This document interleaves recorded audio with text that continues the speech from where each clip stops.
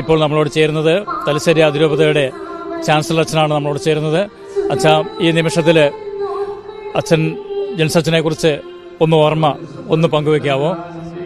ഷിൻസച്ചന്റെ വളരെ ആകസ്മികമായ വിയോഗം തലശ്ശേരി അതിരൂപതയ്ക്ക് താങ്ങാനാവുന്നതിലപ്പുറം ഒരു വലിയ തീവ്ര ദുഃഖമാണ്. പെടൂർ സെന്റ് മേരീസ് ഫൊറോന ദേവാലയത്തിൽ 1.5 വർഷത്തിന് മുമ്പ് ബഹുമാനപ്പെട്ട ഒറ്റപ്പിള്ളാക്കൽ അബ്രാഹാം അച്ഛൻ്റെ മനോജച്ചൻ്റെ വിയോഗം കഴിഞ്ഞ് വീണ്ടും ഒരു തീവ്ര ദുഃഖം അനുഭവിക്കുകയാണ്.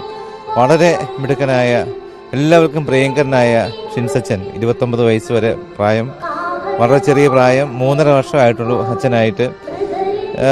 എന്താണ് അച്ഛനെക്കുറിച്ച് പറയുക? ഞങ്ങൾക്ക് താങ്ങാൻ പറ്റാത്തൊരു ദുഃഖമാണ്. അപ്രതീക്ഷിതമായി എല്ലാവർക്കും പ്രിയങ്കരനായ ഒരു കൊച്ചച്ഛൻ. വലിയ പ്രതീക്ഷയോടെയാണ് ഞങ്ങൾ അച്ഛനെ നോക്കിയിരുന്നത്.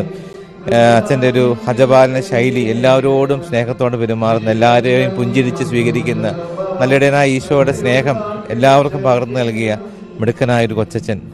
തമ്പുരാന്റെ പദ്ധതി അങ്ങനെയായിരിക്കും. ആ വിയോഗം ഞങ്ങൾക്ക് താങ്ങാൻ പറ്റാത്തതിന് വലിയൊരു ദുഃഖമാണ്. വൈദിക സമൂഹം മുഴുവൻ ഈ തീവ്ര ദുഃഖത്തിലാണ്. എങ്കിലും തമ്പുരാന്റെ പദ്ധതിയല്ലേ.